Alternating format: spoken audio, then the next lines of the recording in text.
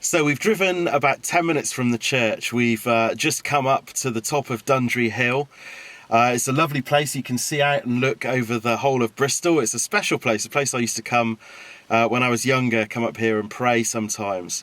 But it reminds me of maybe what Jesus's view would have been, looking over a city as he came into Jerusalem, and he was looking out over Jerusalem. So let's get out and have a look.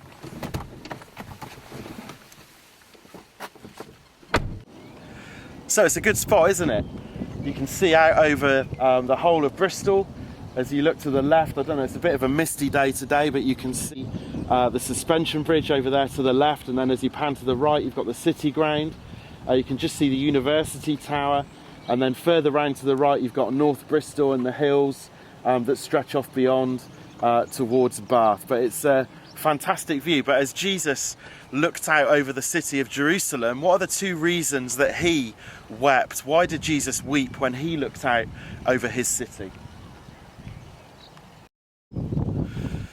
So Jesus looks down over the city of Jerusalem, and what is it that he says? What is it that he says over the city? He says, as he weeps, if you, even you, had only known on this day what would bring you peace, but now it's hidden from your eyes. The days will come upon you when your enemies will build an embankment against you and encircle you and hem you in on every side. They will dash you to the ground, and you and the children within your walls.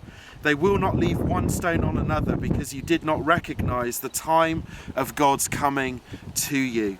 And why did Jesus weep then when he looked down over the city of Jerusalem on that Palm Sunday?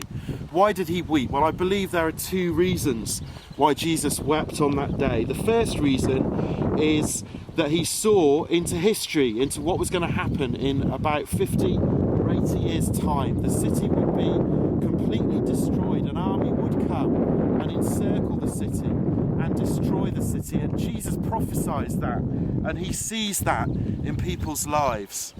And the second reason is, I think Jesus, as we've already seen, is King of Kings and he's Lord of Lords, and he's actually the King of this city. He's the King and the Lord of Bristol. And Jesus shows that real men do cry. In the two instances in the Bible that are recorded when Jesus wept, it's because of his love for people. He cries at the graveside of Lazarus for the family that are there, as he feels passion and compassion for them.